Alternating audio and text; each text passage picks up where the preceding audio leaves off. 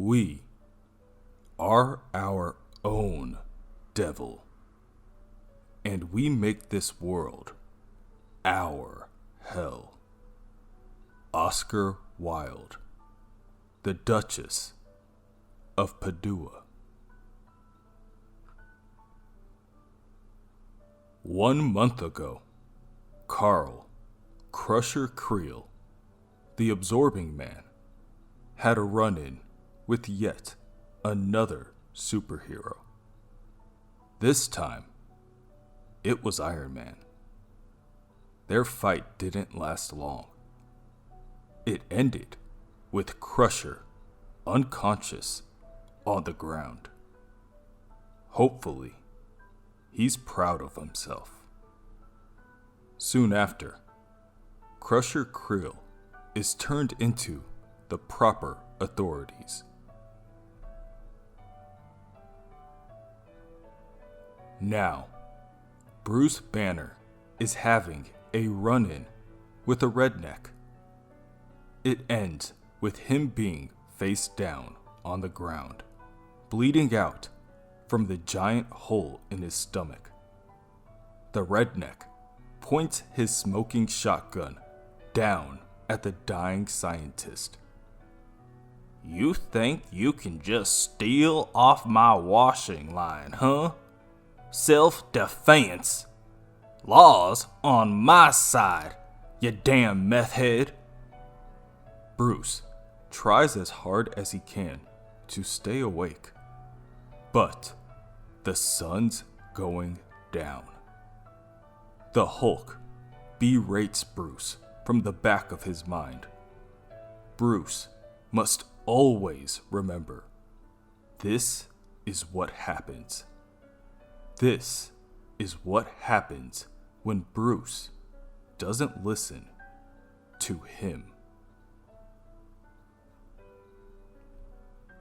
A month ago, Carl, Crusher Creel, sits within an interrogation room.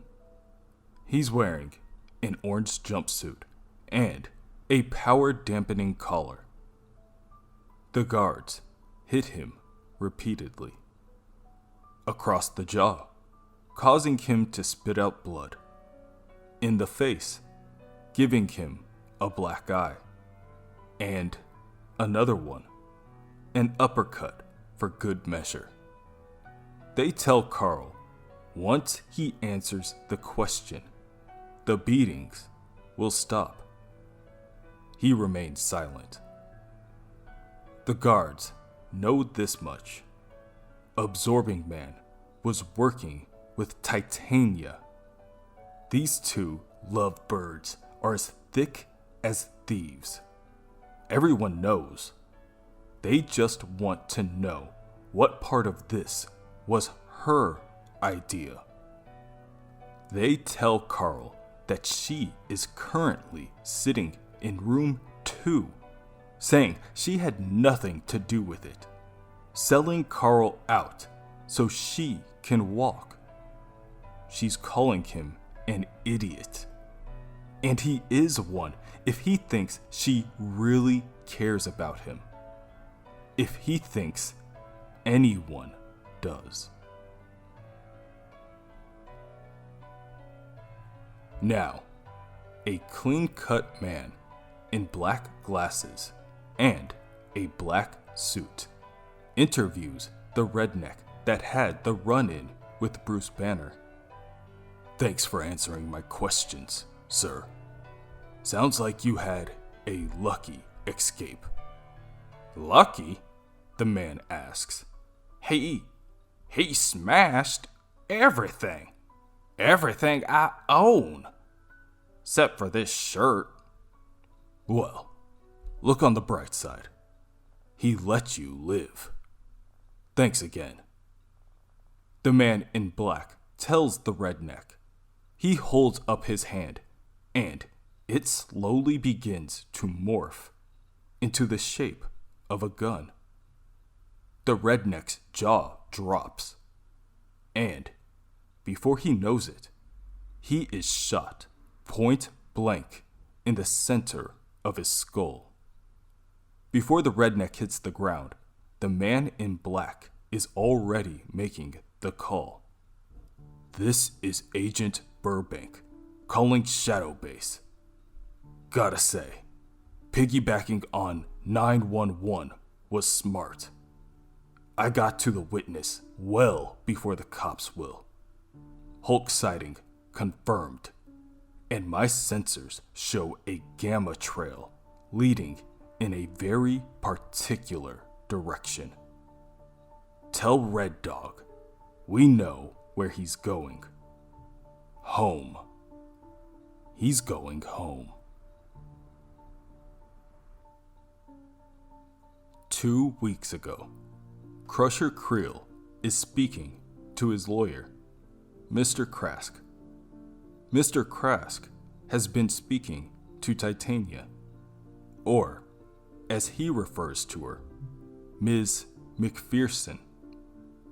She sends her love, and she says, if possible, she wants to expedite Crusher's release. No way, Krask, Crusher tells him. She's onto a good thing with Roxxon. She don't need to risk that for me.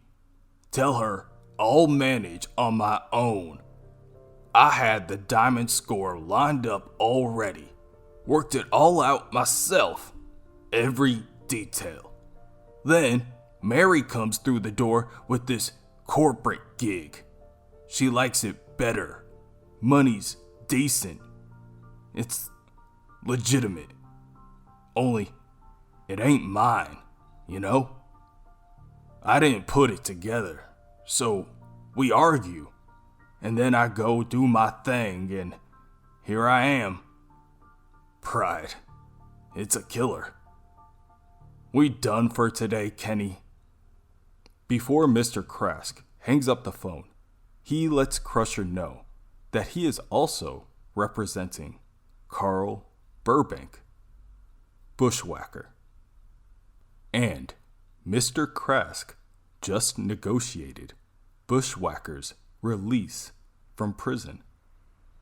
And if Crusher wanted to leave, no questions asked, Mr. Krask could perhaps arrange a similar route for him.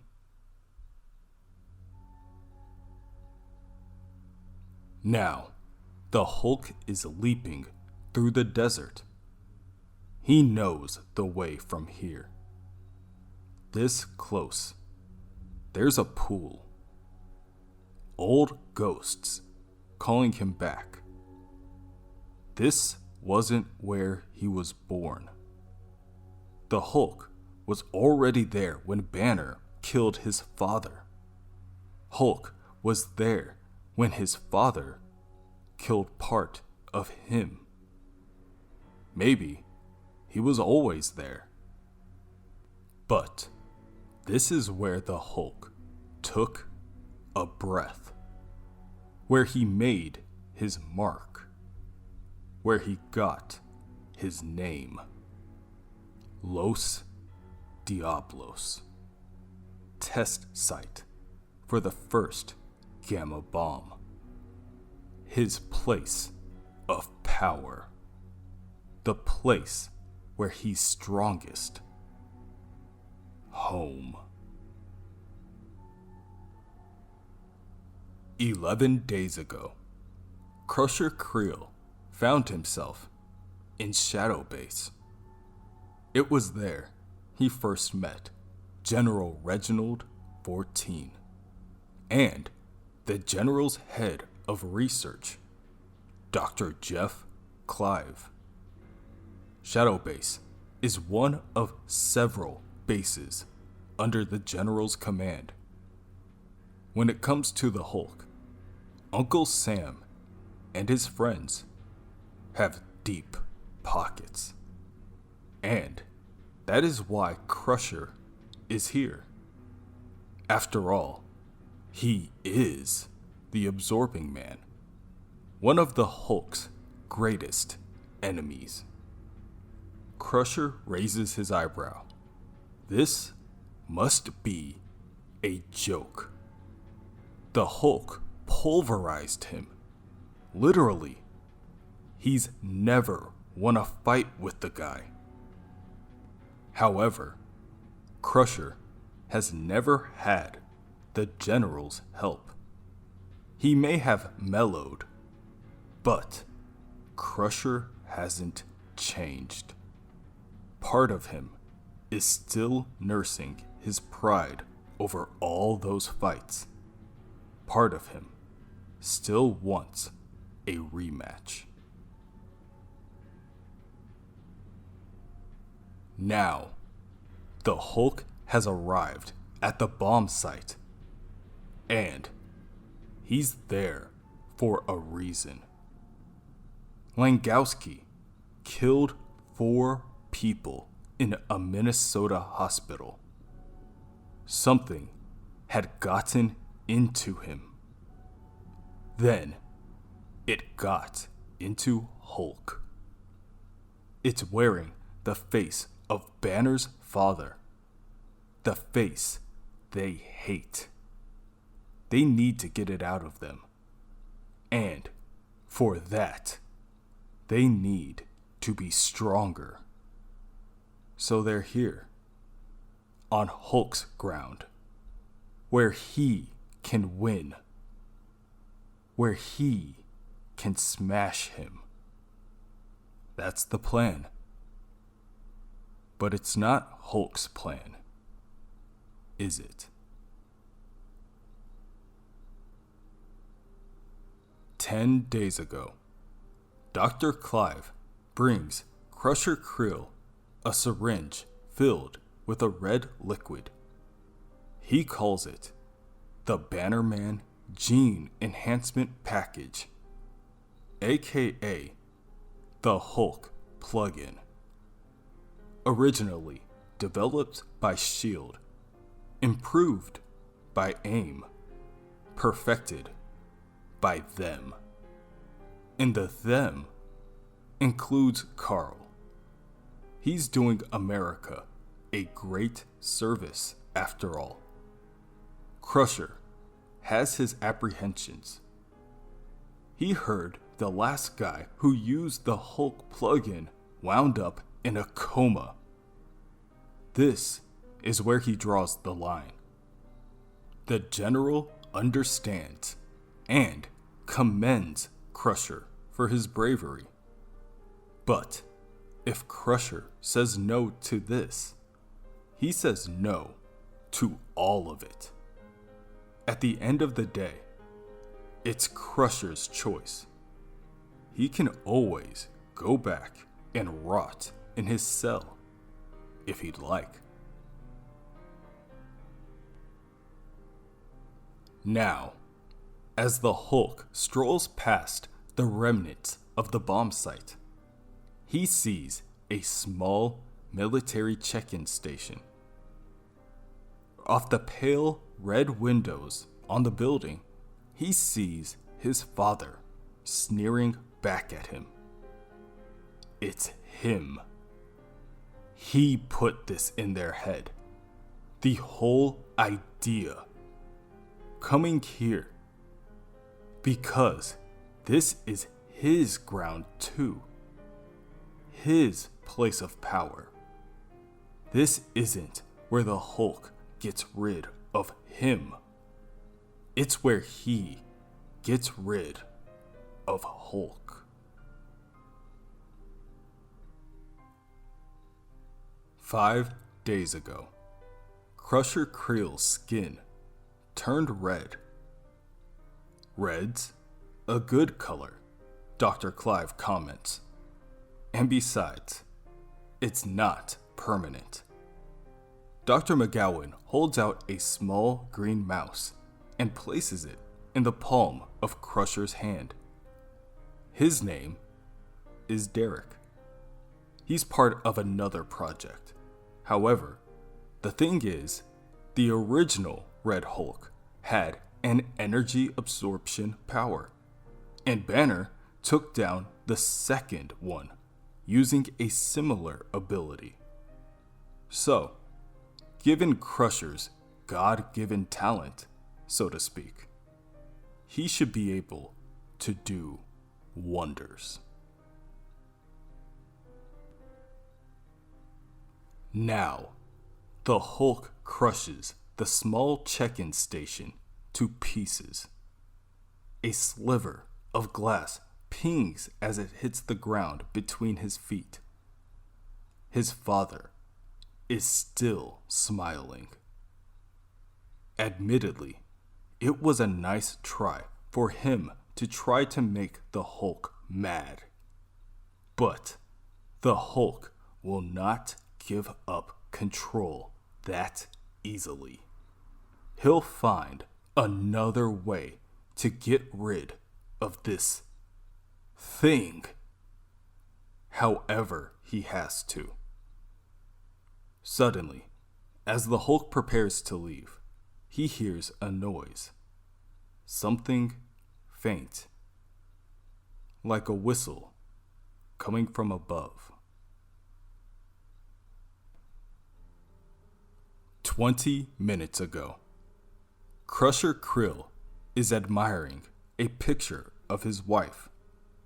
He's wondering how he got himself into this mess, and how maybe it was better to be a man in jail than some red freak.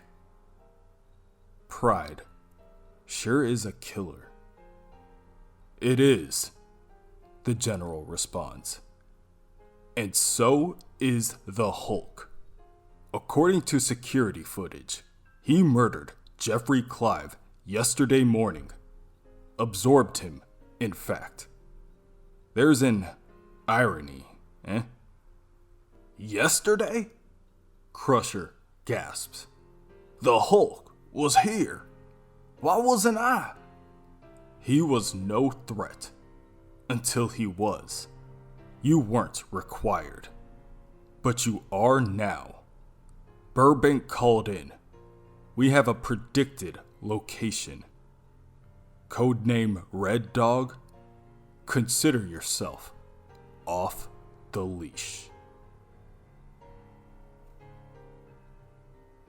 Now, the Absorbing Man slams down in the desert. He ruptures the ground as he lands. Hulk! He bellows. Come on, you psycho. Back in the ring. Let's make this happen. Make this worth it. The Hulk stands there without saying anything. The Absorbing Man was the last person he expected to see. This must be some kind of trick. Some new plan. Another manipulation from his father. But the Hulk is not going to give in. He's not going to get angry. He's in control. He knows how Crusher sees this. One look, and he can tell. It's a pride thing. But that's not the Hulk. He's in control. He doesn't need this. I don't need this. He roars as he charges in to attack the Absorbing Man. Yeah, you do, Crusher scoffs. Seconds out, round one, Crusher says as he flails his ball and chain at the Jade Giant. The Hulk ducks out of the way of the attack. Cute. What is this? Rocky IV? Let me help with that. If he dies, he dies. The Hulk knocks the Absorbing Man back with a powerful left hook. But it's the Hulk that yells out in pain. The hand that the Hulk hit the Absorbing Man with now glows with a strange red energy. His fingers become bony and gaunt. The absorbing man stands to his feet and huffs. Not so easy now, huh? The Hulk knows he's in trouble. He can't even block the absorbing man's dumb ball and chain. It's draining him. Like the Hulk drained Lankowski. That can't happen. Not to him. Just look at Crusher. The fucking jerk. He probably sees this like a wrestling match. Like he's the heel turned face. The guy who turned it all around. His big, flashy hero fight. Make the monster weak. Make him beg. This is the proudest moment of the creep's life. If this really is Bruce's father's doing, he wins. He made the Hulk angry. And the madder he gets, the stronger. For a moment, Absorbing Man has the advantage, but the Hulk is able to kick him off. For some reason, Absorbing Man sounds dazed, like he's gone somewhere. So the Hulk can hurt him. Or he drained too much too fast. Or maybe when Hulk drained Lankowski's gamma, something got into him. And now, Absorbing Man drained his. Somewhere else, Carl, Crusher Creel, is standing in a hellscape, naked and bare. His fear is palpable. What?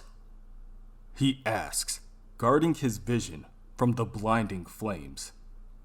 Who are you?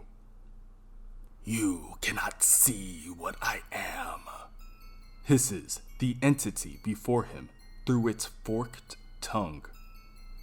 You're speaking to a mask, Carl Creel. Your body is above us. Your malleable body. Your useful body. But you are here below all. You had many chances to turn back, but you'll always end up here at the end. There's no changing your fate. You're a creature of sin, Carl. The oldest sin. The sin of pride. It's a killer, and it comes before the fall.